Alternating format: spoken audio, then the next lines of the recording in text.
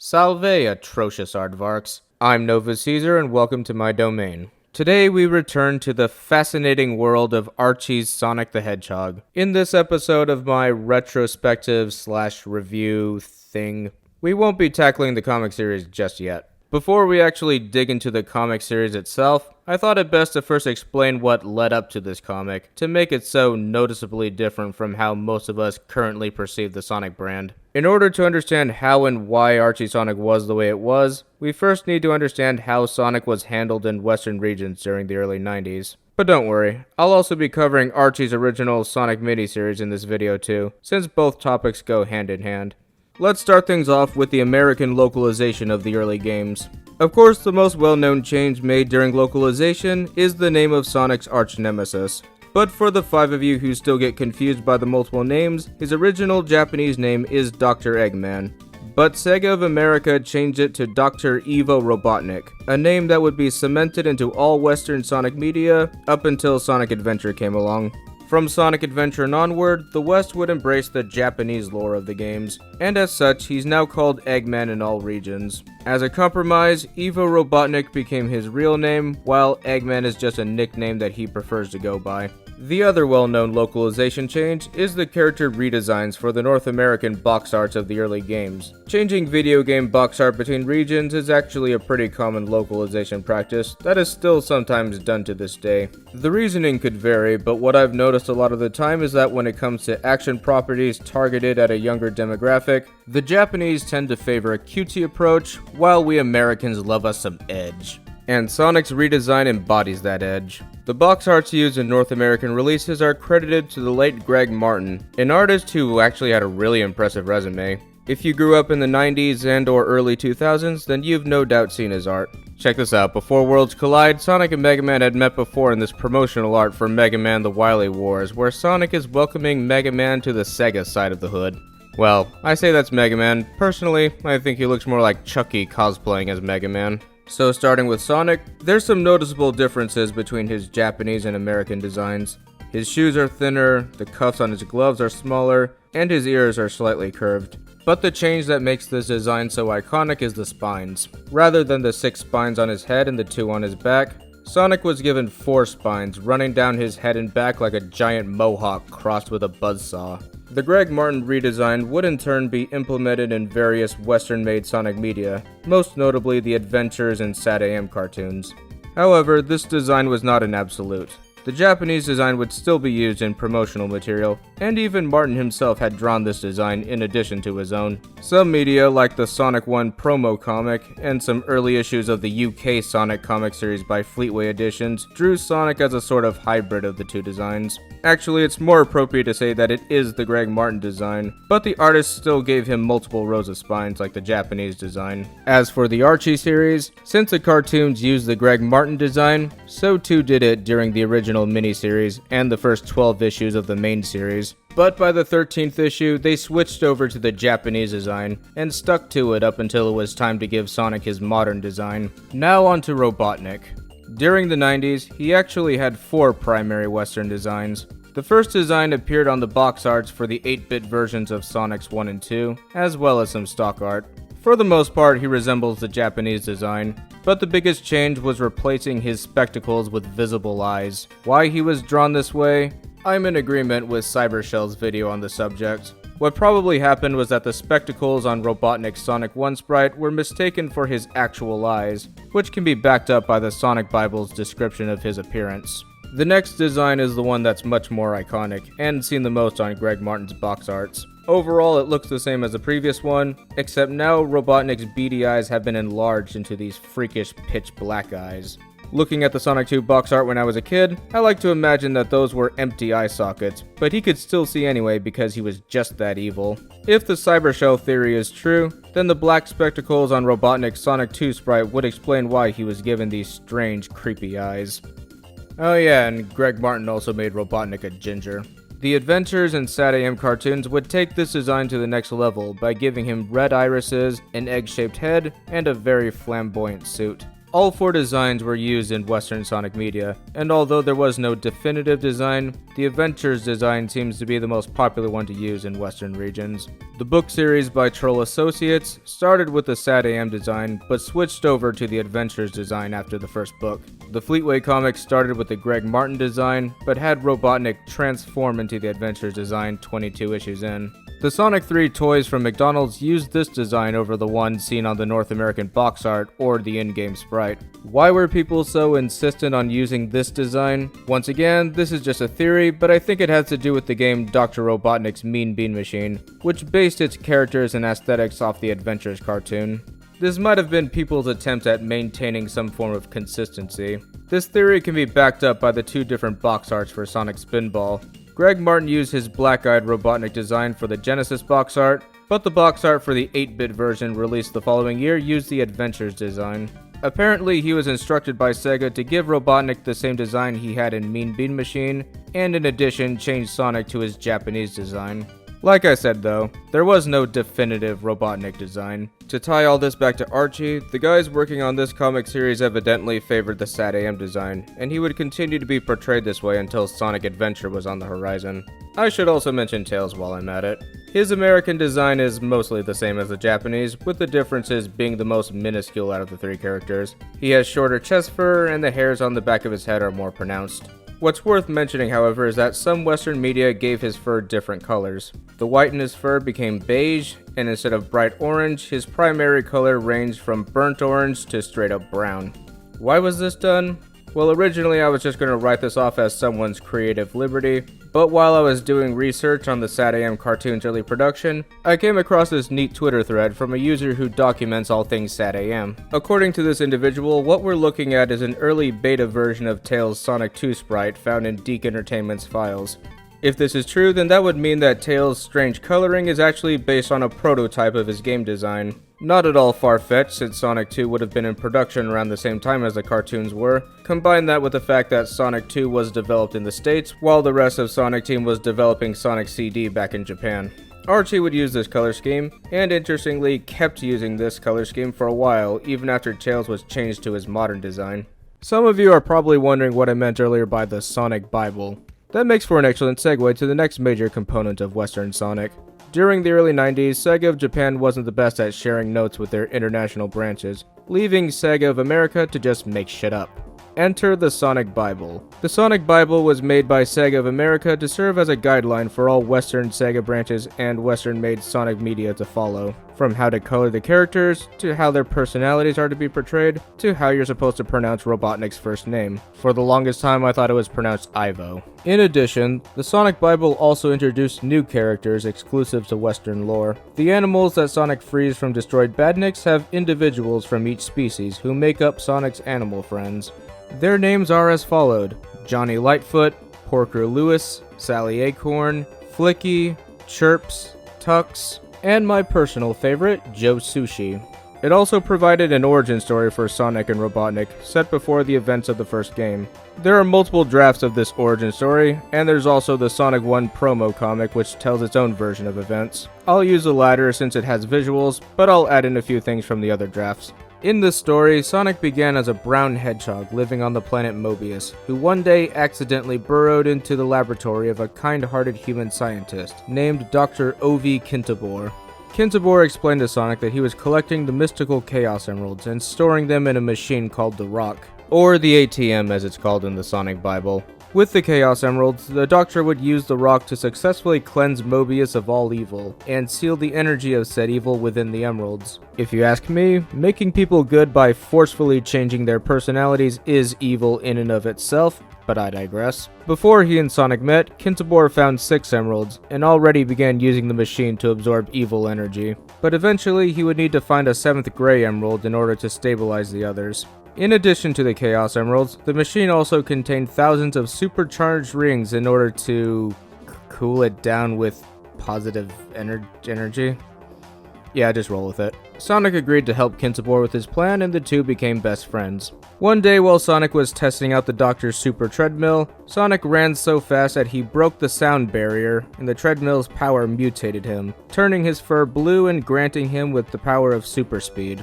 Sometime later, another freak accident would occur, which would kick off the events of the game series. While preparing to have a boiled egg for lunch, Kintobor accidentally sabotaged the rock, or in the Sonic Bible, random space radiation just so happened to hit him in the machine.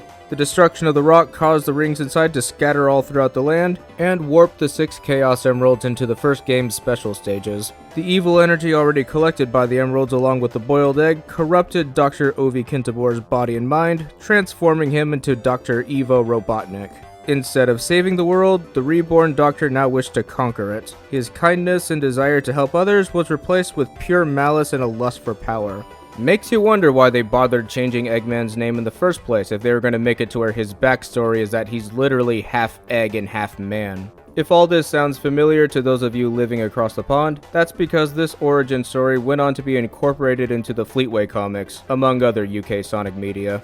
Now you might be thinking that this origin story is also the origin story for the Archie comics, and you would be wrong. Some Western Sonic media would use this origin story while others just did their own thing. As it turns out, using the Sonic Bible's guidelines was actually more optional than mandatory. Although the Sonic Bible's origin story didn't influence the Archie comics directly, it did create some of the elements seen in the comics that can also be found all throughout Western Sonic media during the 90s. The characters all live on a planet called Mobius. The rings that Sonic and company use have superpowered properties. The squirrel Sally Acorn would become a character seen all throughout Western Sonic media, with the SatAM incarnation Princess Sally serving as the template for most other incarnations of the character. Even Sonic CD's North American instruction book changed Amy's name to Sally, though this change obviously never stuck. And presumably, Johnny Lightfoot and Joe Sushi were the inspirations for the SatAM characters Bunny Rabbit and Rotor Walrus, who are in turn main characters in the Archie comics. Interestingly, when the Archie comics got around to giving its incarnation of Robotnik an origin story, the writers would use the last name Kintobor from the Sonic Bible, along with the first name Julian from the SatAM cartoon, to form Robotnik's birth name. Now for the original 2 Sonic cartoons. Unlike the Sonic Bible, these were much more influential on the Archie comics. But first we have to go back to the beginning. The year is 1991, and Sonic the Hedgehog has been released on the Sega Genesis. Or Sega Mega Drive for you barbarians. There was also a second version made for Sega's 8-bit hardware, but who cares. Sonic 1 is a huge hit, we've got sequels on the way, so it's only natural to also have cartoons and comics to help boost the franchise's popularity. The Sonic cartoon would be produced by Deke Entertainment, the same animation production company behind the Mario and Legend of Zelda cartoons. The original pitch for a Sonic animated series appears to be an early draft for what would eventually become the SatAM cartoon. Most of what we know from this early draft comes from early concept art and this collection of images believed to be made for pitching the show to networks. From these images, we can see elements that would be used in the final draft, such as characters lining up to be roboticized, Sally being a princess that Sonic has a thing for. We have an early design of Robotnik that appears to be a missing link between the Greg Martin design and the finalized SatAM design. But the most noteworthy is this one of Sonic with his animal friends from the Sonic Bible in a group called the Freedom Team, an obvious precursor to the Freedom Fighters.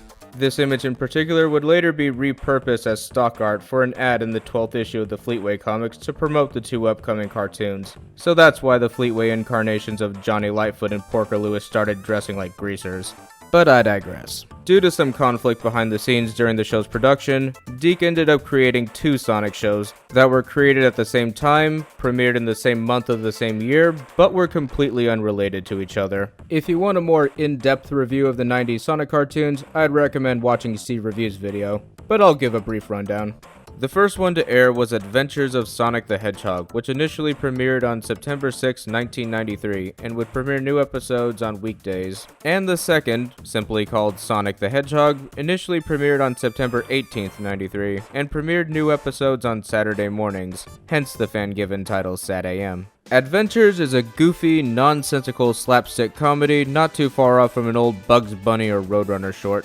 The show follows Sonic and Tails as they travel around Mobius, helping people out, and foiling whatever scheme Dr. Robotnik has for the current episode. Robotnik is aided in his efforts by his elite robot soldiers, the Super Special Sonic Search and Smash Squad. The duo consists of Scratch and his defected clone Grounder. Robotnik also has a third henchman named Coconuts, who tries to catch Sonic his own way because he's desperate to please his master and get a promotion.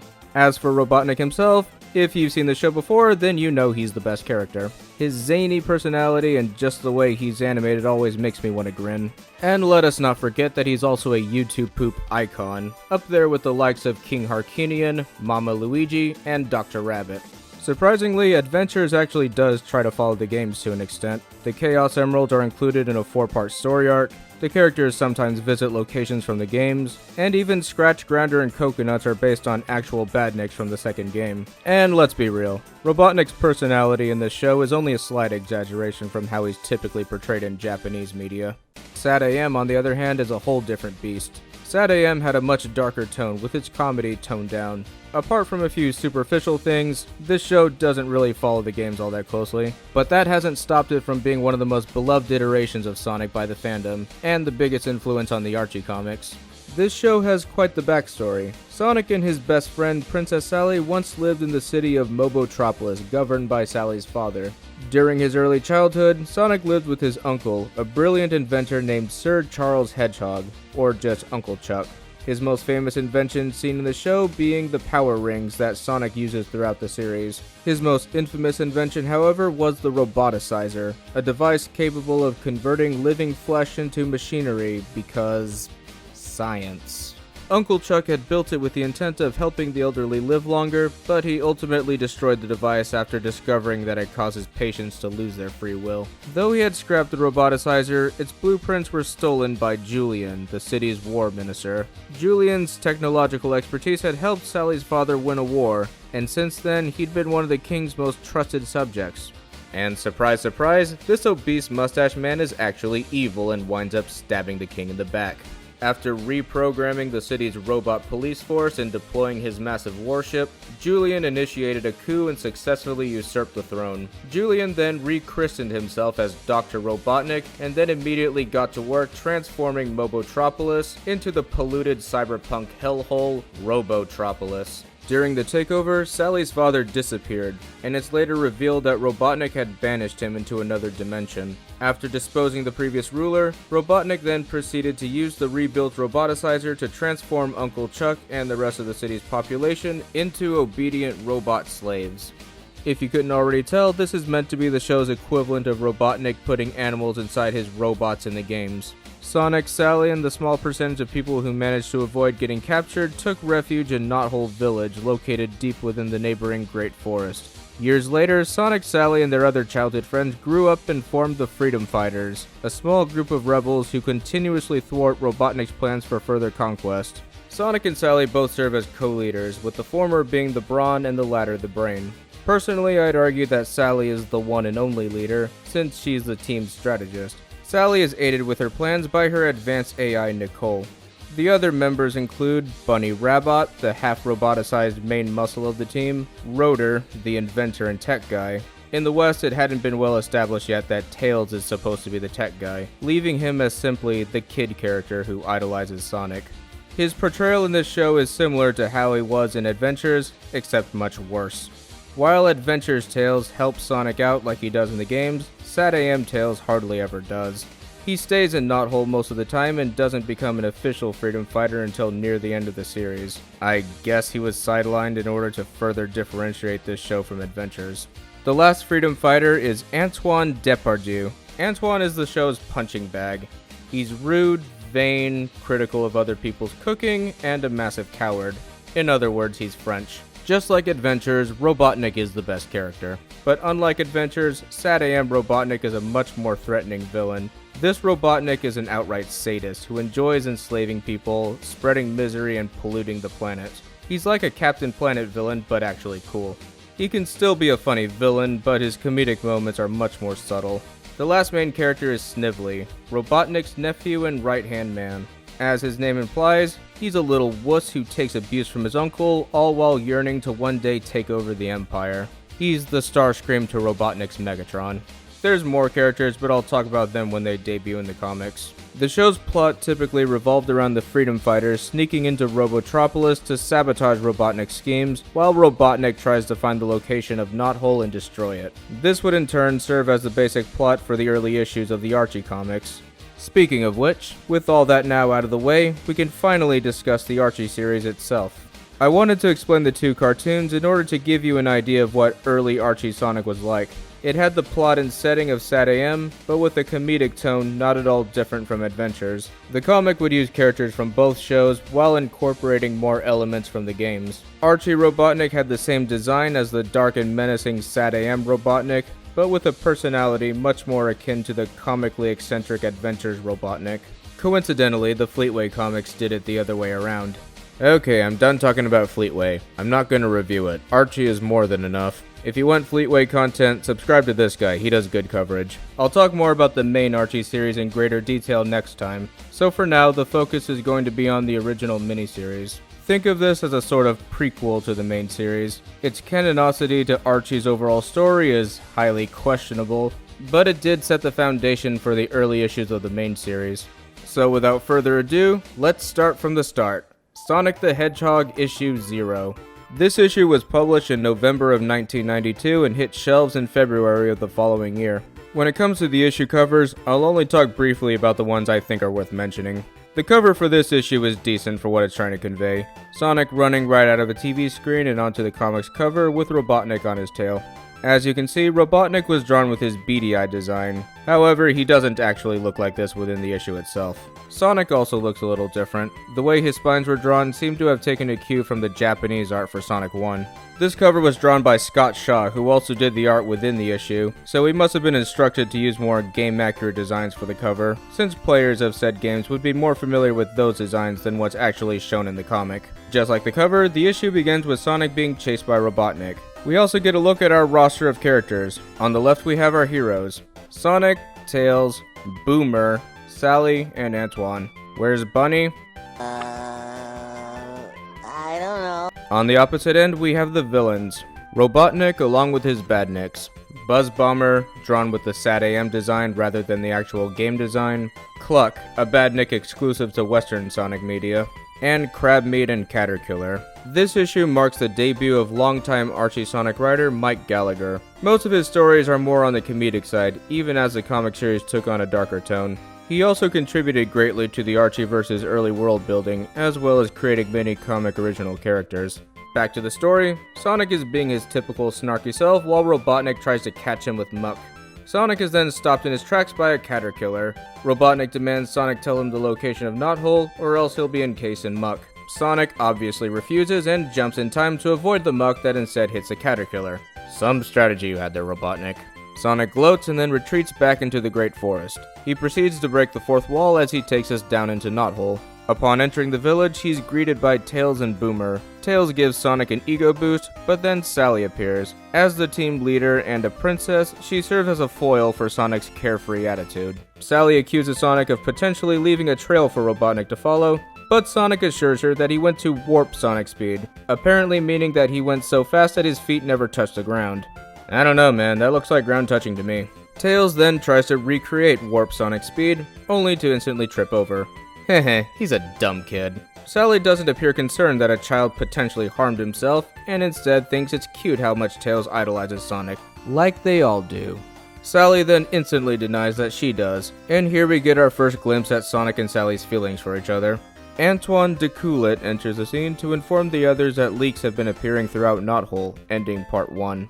You've no doubt noticed that things look a lot different from the SatAM cartoon. Though Archie was inspired by SatAM, it actually came out before the show did. Evidently, this issue was made before the show's overall direction was finalized. So a lot of what we see in the earliest issues of Archie Sonic are based less on the version of SatAM that eventually aired on TV, but rather the show's early production. For this reason, the SatAM Freedom Fighters look noticeably different from how they do in the show. However, their early designs can be seen in the show's pilot episode, Heads or Tails. Sally's earliest design in the comics is noticeably the most different from the show. Her overall figure is based on an earlier character model, and for this one issue, she has a different color scheme from both the show and the pilot episode. However, after issue 0, Sally's color scheme is changed to match the pilot episode. Throughout this miniseries, Rotor is called Boomer, which was his original name while the cartoon was still in early production. Likewise, Antoine's Archie incarnation has the same last name that he had during the show's production, de Coulet.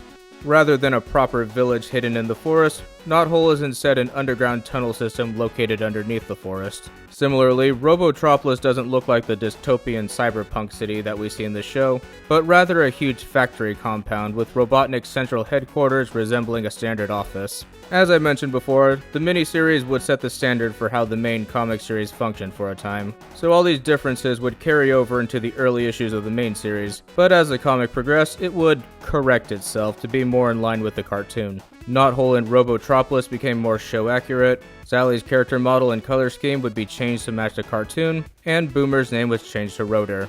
However, Rotor and Bunny's color schemes, along with Antoine's last name, remain the same, even after the eventual continuity reboot. Got all that? Good. Part 2 begins with Robotnik at his headquarters with a couple badniks. Just look at this plaque. Dr. Robotnik, Supreme Dictator, Industrial Polluter, Megalomaniac, Corrupt Politician, that's a bit redundant, Underhanded Reprobate, Rainforest Ravager, Puppy Kicker, Oil Spill Coordinator, Holiday Hater, and Insurance Salesman. Wow. This guy is an absolute scumbag with no integrity. If ruling the world doesn't work out, then he can always become a video game journalist. Crabmeat detects movement in the forest, so Robotnik and Buzzbomber go to engage. Said detected movement is none other than the Freedom Fighters, approaching the outskirts of the forest where the leaks are originating from. Sonic warns that Robotnik's spy satellites could detect them in this area, so Tails volunteers to go on ahead to scout for the team. Antoine then steps in, telling Tails that he isn't qualified, unlike himself. Sonic agrees, and lets Antoine go on ahead, leading the latter right into a large puddle.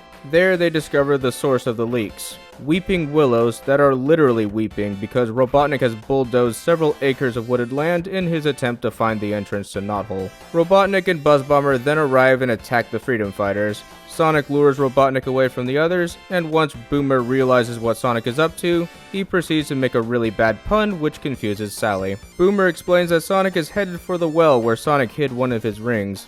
Robotnik prepares to strike Sonic with his wrecking ball, but Sonic pulls the ring out in time and gets a power boost, allowing him to destroy Robotnik's Eggmobile. Robotnik retreats with Buzzbomber and the Freedom Fighters go to work planting tree saplings, much to the delight of the Weeping Willows. Boomer instead buries Antoine, claiming that he thought that they were planting a different type of sap. I can't tell if he actually misunderstood Sonic or if he just wanted an excuse to be a dick to Antoine.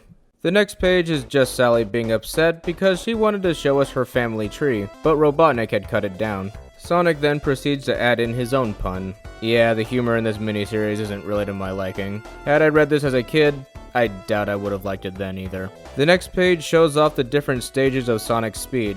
Subsonic, specifically for maneuvering underwater. Yay, more puns. Ultrasonic, allowing him to run faster than Olympic gold medal runner Carl Lewis. Supersonic, faster than a cheetah. Transonic, faster than NASCAR legend Richard the King Petty.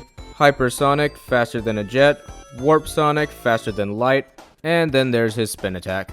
After this is a page with Robotnik showing off his badniks. As you can see, only a few of these badniks actually have game-accurate colors. And then you have a SWAT bot at the very bottom. Just like the Freedom Fighters, the SWAT bots in this comic are also based on an early color scheme that was seen in the pilot episode, but different in the show proper. While we're talking about the SWAT bots, in case any of you were thinking that this comic series is where that "no fun allowed" meme is from, it is not.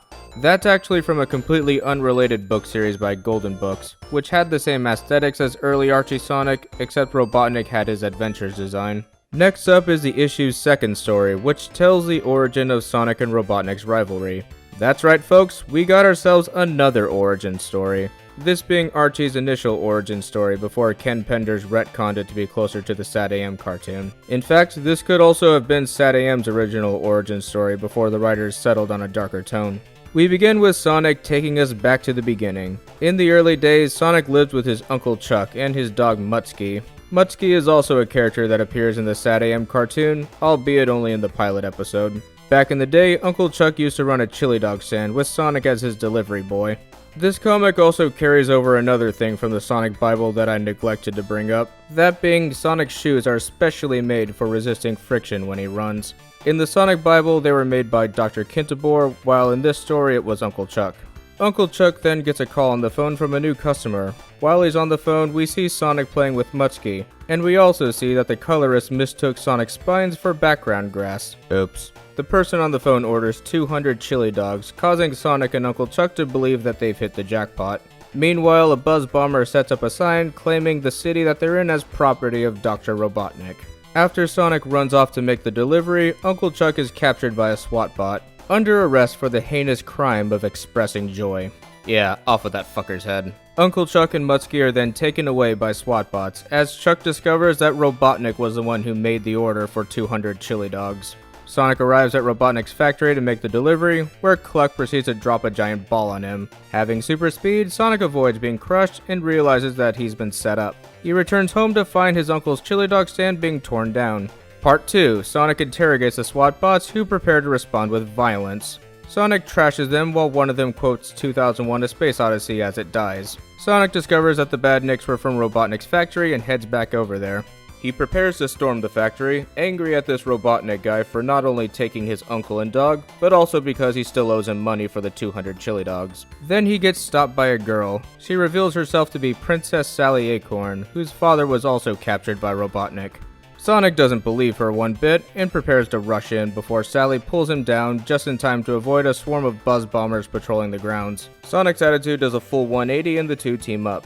Sally leads Sonic down a shortcut to the place where Robotnik's captives are being held, and she asks him if he can keep up with her, to which Sonic replies that Speed is his middle name, except it's actually Maurice. Once they reach the place, Sally reveals that Uncle Chuck and everyone else captured by Robotnik have already been turned into robot slaves and forced to work in his factories. However, despite being robots now, they all look exactly the same except now hypnotized. This carries over into the final issue, so I don't know what the deal is. Sonic accidentally gets them both spotted, Robotnik apprehends Sally while Sonic tries in vain to snap Uncle Chuck out of Robotnik's control. Robotnik summons an army of SWAT bots, and Sonic takes them all out with a tornado he creates. Sonic takes Sally and the two escape. As they make their way into the Great Forest, Sally invites Sonic to come with her to Knothole and join her freedom fighters. And so our first, or should I say 0th, issue ends with Sonic saying yes. Up next we have Sonic Issue 1. The first story begins with Sonic about to jump into hypersonic speed with Tails ready to follow. Sonic then stops at the sight of Sally, causing Tails to get blinded in Sonic's dust. Sonic goes to talk to Sally while the blinded Tails crashes into a tree. Sonic wants to know what's up with Sally, who repeatedly tells him to go away and leave her alone. Being fed up with Sonic's persistence, she then storms off. Sonic suspects that it's all Antoine's fault, and so he and Tails return to Knothole only to bump into Antoine as he climbs out of the village's entrance. Antoine reveals that Sally is going straight to Robotropolis alone to negotiate with Robotnik about releasing her father. By order, no one must interfere. Naturally, Sonic doesn't comply and brings Tails and Antoine with him to interfere. They find Sally with a buzz bomber and prepare to attack. Sally then straight up grabs Sonic's leg with one arm and yanks him to the ground hard. Christ. Sally calls the others off and explains that this buzz bomber is going to take her over to neutral ground to begin the negotiation. Sonic and the others aren't convinced and know that Robotnik will end up backstabbing her. They get ready to go after her, but then a cage rises out from under the ground, trapping them and confirming their suspicion about Robotnik. Oh no, if only one of them knew how to fly. Then again, they don't even need Tails. There's enough of a gap between the bars for all three of them to simply walk through. Buzz Bomber takes Sally to Robotropolis and drops her off right in front of Robotnik. Turns out he lied to her. Shocker. His SWAT bots grab Sally and take her to the Roboticizer, or Robo Machine as it used to be called. Part 2 picks up immediately afterwards. Sally is about to get thrown into the Roboticizer, which was apparently assembled in Mexico. Sonic uses his spin attack to shred through the walls as he did to the bars of the cage and save Sally, who doesn't seem to want to be rescued. Antoine snatches Robotnik's ray gun and Sally continues to be confused as to why she's being rescued. Sonic trashes the Roboticizer and the Freedom Fighters leave with Sally in hand, while Antoine threatens to shoot Robotnik if he makes any sudden moves. Or you could just shoot the motherfucker and finally free the world from his tyranny. No? Okay, if the Freedom Fighters have a no-kill policy, then you can at least take him with you into custody. Still no? Well, fuck you then. The team returns to Knothole and Sally explains to Boomer how the others ruined the plan the two of them had devised. As it turns out, Sally wanted to be captured and thrown into the Roboticizer. The boots she was wearing were designed by Boomer and contained cameras, sensors, and the like. She would have come out of the machine unchanged and the boots would have recorded the Roboticizer schematics, allowing the Freedom Fighters to come up with the means of creating a de-Roboticizer. Sally chastises the others, claiming that they robbed them of the chance of saving their loved ones and storms to her room. And that's how the story ends. So, yeah, this story sucks. Sally claims that the others ruined her plan, but really this whole thing is Sally's fault for not telling the others what the actual plan was. Sally, you're the team leader. It's your job to inform your teammates what your plan is. You told them a fake plan and they knew that plan wouldn't work, and thus they intervened. If they think you're being incompetent, then it's only natural that they'll act on their own accord. If they knew what you were actually doing, then they probably would have stood by and even played along. I'm getting Last Jedi flashbacks from this shit. Is the moral of these stories to just blindly follow your leader's orders at all times and never question said orders? I'm sure that excuse worked out greatly during the Nuremberg trials. Hell, even if they did obey her, how would she have escaped Robotropolis on her own? Only one person on the team has super speed. Anyway, on to story 2. Sonic is out by the bay, excited that he just snagged a fish. However, the fish then proceeds to eat Sonic's fishing pole, and then the dock that he's standing on. Sonic realizes that this fish is actually a robot, which can only mean that Robotnik is behind this. His suspicion is quickly confirmed when he spots one of Robotnik's drain pipes dumping sludge into the water. Sonic believes that Robotnik is up to no good underwater, and quickly finds out the hard way as Jaws eats away the supports of the dock. Sonic falls in the water, and the sludge from the drain pipe has turned the underwater slopes into slippery slides that take him down to the bottom. Sonic spots Jaws and chases it by swimming? Sonic the Hedgehog can swim. Using his subsonic speed, Sonic follows the Badnik into a cavern, only to get caught in a net. The net carries Sonic into the cavern where he sees that several underwater creatures have been caught in similar nets and are being carried into a roboticizer. Back on the surface, Tails and Boomer arrive to join Sonic, but discover that he, along with the dock, are both gone. Realizing that something must be up, Boomer heads over to his workshop and returns with a bathysphere that he's been building. Off to the side, Tails tells us that this is what he calls a subplot. You don't deserve to feel happiness. Back over to Sonic, the marine animals emerge from the roboticizer, now slaves to Robotnik's will, and now Sonic himself is next in line. On a side note, just to make sure no one's confused, roboticized animals and people are not badniks.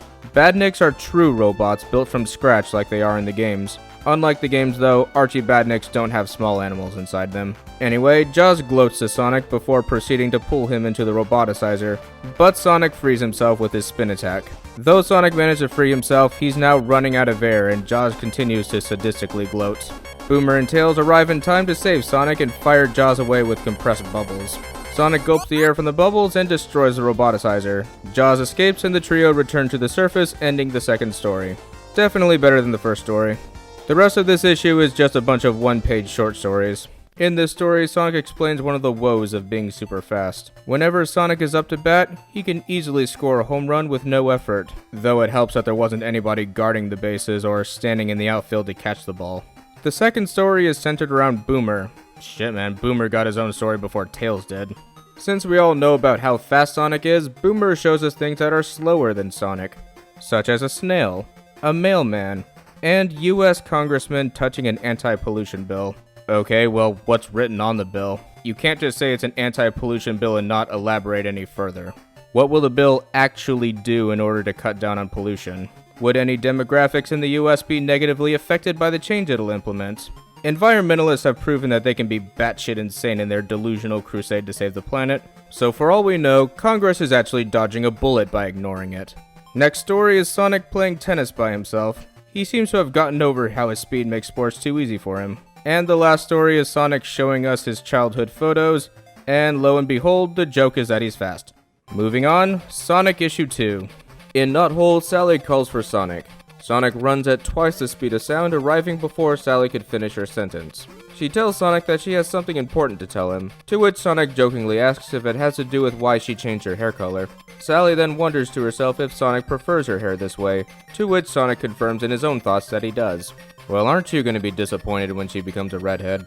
Sally tosses to Sonic a jewelry box and tells him that it belonged to her father. Sonic realizes that inside this box is the crown worn by past kings of Acorn, which hold the 4 magical freedom emeralds. Not to be confused with the other emeralds that you're thinking of. Or maybe they are. Sonic worries at the possibility of the crown falling into the wrong hands. But Sally assures him that the crown is perfectly safe under the watchful eyes of Antoine's royal guard. Sally tells Sonic to crown her, and guess what happens next? That's right, the crown is gone. Antoine is baffled that the Royal Guardsmen let this happen, and Sonic blames it on Antoine's incompetence. After Sally stops the two from fighting, they conclude that one of the Guardsmen is actually a robot spy.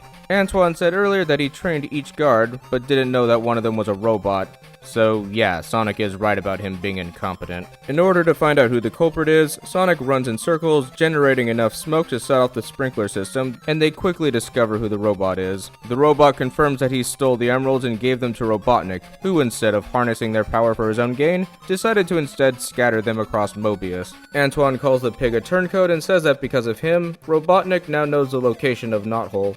Okay, well, 1, he's not a turncoat, he's a spy built by Robotnik. He was never on your side to begin with. And 2, apparently the pig never actually told Robotnik where Knothole is, as we'll see in the next issue.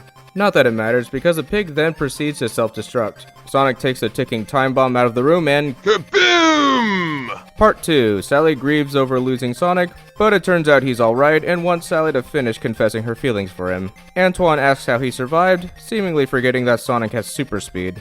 Sonic explains that he used warp Sonic speed, which I remind you is faster than light, and tossed a robot pig outside before it exploded. While outside, Sonic spotted a blimp with a familiar mustache, surrounded by buzz bombers and bat brains. Sally concludes that Robotnik must be taking the emeralds to a secret location. Yeah, no shit, the pig just told you he was doing that. Antoine volunteers to retrieve them on his own, proclaiming himself the bravest freedom fighter, to which Sonic obviously retorts that he is. Sally forces them both to retrieve the emeralds together, much to both of their disdain. Sonic and Antoine depart on a hot air balloon that was apparently inflated by Antoine's own hot air. The badniks react how you expect they would, and pop the balloon. Antoine pulls out his parachute while Sonic bounces off the badniks and destroys the blimp. Sonic and Antoine land safely while the SWAT bot pilot falls to its doom. Gruesome deaths are okay, just so long as they're robots. Hail the Flesh Master Race. Sonic retrieves the first emerald while the dying SWAT bot relays its mission. Scatter the emeralds across air, land, sea, and underground. Sonic gives the emerald to Antoine and then tells Antoine to return to Knothole while he searches for the other emeralds on his own.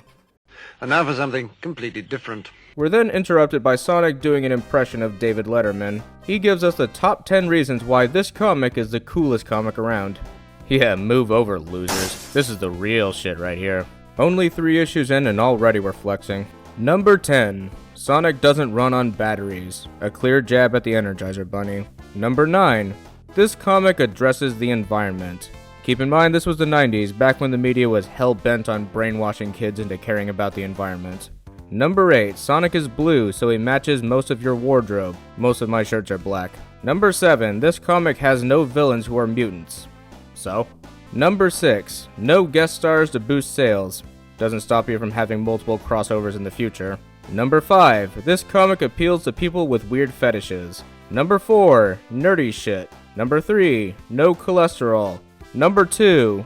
This is an outright lie. And number 1. This comic won't be dying until 2017. Moving on. Part 3. Sonic is on his quest to find the emeralds hidden underwater and heads straight for the sea. He runs past Tails fishing by the shore and, oh for the love of Neptune, Tails, you're not gonna catch anything if your lure is that close to the shore. Sonic gets his leg tangled in Tails' line and accidentally drags him into his quest. Sonic heads for the same cave from the last issue, but then realizes that Tails is now with him, just as they're both about to be attacked by Jaws. Jaws attacks, and Gallagher forgot that Tails had already encountered this badnik in the last issue. Sonic takes Tails into the cave where they retrieve the second emerald. Jaws thinks he has them cornered, but then it turns out that Sonic and Tails had used a classic Wile E. Coyote trick on him. Part 4. Sonic and Tails return to the surface, and Sonic tells Tails to return to Sally with the emerald. Meanwhile, a SWAT bot carrying the third emerald watches over them, and prepares to spring a trap for Sonic. Sonic spots a badnik and yoinks the emerald, only to fall through a trap door. Sonic hits the ground and finds a burrow bot waiting for him. The burrow bot takes the emerald along with the fourth one it already had, and tries to drill into Sonic. Sonic escapes only for the burrow bot to cut in front of him. Sonic then does what he should have done from the start and fights back, taking both emeralds for himself. Sonic then burrows upward and arrives in Boomer's workshop where the other freedom fighters are conveniently waiting for him. The crown of acorns is restored, and the story ends with The story actually ends with Robotnik throwing a temper tantrum because he was barely in it. Afterwards, there's only 2 short stories, once again pertaining to how fast Sonic is. Hey guys, did you know that Sonic is fast? I bet you didn't already know that Sonic is fast, so I feel inclined to let you know that Sonic is fast. Sonic is fast! Moving on. Issue 3, which I remind you is actually the 4th issue. An army of crabmeats chase Sonic to the edge of a cliff and Robotnik knocks him down into the canyon. Sonic hits the ground and his dizziness causes him to hallucinate.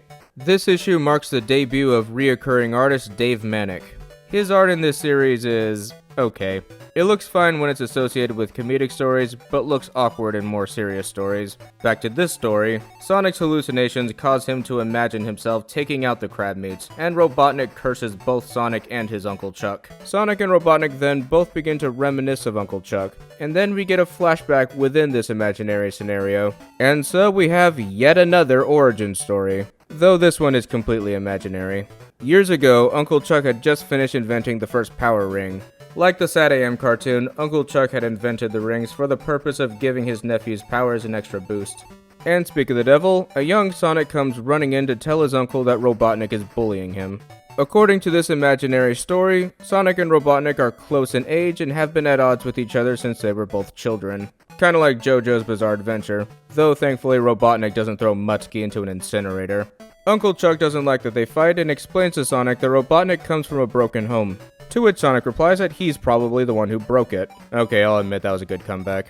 Uncle Chuck explains that Robotnik is an orphan and lets him visit their farm in order to, help him improve his behavior, I guess. And here we get our first look at what a kid version of Robotnik looks like. I would say something about the way he looks, but since this is all in Sonic's head, I'll let it slide. Kid Robotnik, or Robbie, is a complete dickweed and spends his time building robot toy soldiers that do his bidding. The two kids proceed to bicker some more, and then Sonic runs off to hone his super speed, knocking Robbie over in the process. Uncle Chuck doesn't seem to mind. Uncle Chuck gets ready to return his tractor to the garage, and Robbie chooses not to tell him that some of the tractor's parts were removed in order to build the toy soldiers. I would ask how he managed to create sentient robots out of common machinery, but once again, this is all a dream. Uncle Chuck can neither steer the tractor nor make it stop, and Robbie gets a first-hand experience with karma. Part 2. Sonic finds them both injured and decides to try the power ring out for the first time. Its magical properties give him an extra boost in his super speed, allowing him to rush his uncle and Robbie to the hospital in a matter of seconds. Later, Uncle Chuck thanks Sonic for saving them, but Robbie isn't as grateful. One of the toy soldiers accidentally snitches on his master, and then Robbie proceeds to kill him. Uncle Chuck sends Robbie to his room, who then begins plotting revenge. Later on, Sonic helps his uncle make more rings, and as they stop for a break, Robbie releases a giant robot that he built from the house's appliances. He sicks the robot on Uncle Chuck, but Sonic manages to topple it with a garden hose. The robot is destroyed, Robotnik retreats, and then the real Robotnik snaps Sonic out from his daze. This was a really weird story, but thankfully it's over, although the canon stories get even weirder. Next story, Sally calls Sonic into Boomer's workshop, which is now on the surface for some reason. Sonic wants to know what's up, and Sally proceeds to prank him into thinking that Boomer is now a robot. And once again, the colorist missed a few of Sonic's spines. Oops. As it turns out, Boomer has invented a robot disguise, which only consists of a clamp and contact lenses. Boomer puts the disguise on Sonic, and Sally explains their plan. Later in the forest, Sonic chases Sally and they trick Tails into believing that Sonic has been roboticized. Sonic retreats to Robotropolis and Sally tells Tails that he saved her from Sonic.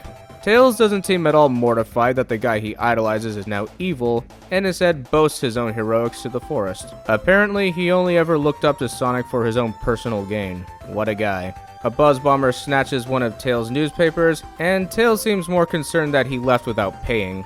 Tails is extremely out of character in this issue. I don't care if this is a comedy, that doesn't excuse characters being inconsistent. The Buzz Bomber returns to Robotnik, hoping that this discovery will give it a new job, rejecting environmental forms. Once it reaches its master, however, it discovers that Robotnik is already aware of what happened and already gave the job to Sonic. The villains are surprisingly smarter in this story, and are skeptical of Sonic's roboticization. Robotnik proceeds to ask Sonic the location of Knothole, which takes us to Part 2. Sonic is hesitant to answer, and is saved just in time by the alarm bell. Something is up at the factory that assembles crab meats, and Sonic volunteers to investigate. There, Sonic meets up with Sally and Antoine. The latter gets Sonic's robot jaw stuck to his foot, and no one seems to care. Considering the things that happen to Antoine when the comic gets more serious, I can't help but feel a little sorry for him. Sally and Antoine just came to check on Sonic's progress, and the two return to Knothole while Sonic proceeds with a plan to blow up the factory. And only this factory. Personally, I think Buzz Bombers and SWAT bots are bigger threats than crab meats. Inside the factory, Sonic discovers that Uncle Chuck is working on the assembly line. And once again, his roboticized form just looks like his normal form, but with hypnotized eyes. Like in issue 0, Sonic tries to snap him out of Robotnik's control, but Uncle Chuck calls for Mutsky, who actually does resemble a robot. My guess is that the guys at Archie only had Mutsky's roboticized model for reference, but that shouldn't have stopped them from coming up with something for Uncle Chuck.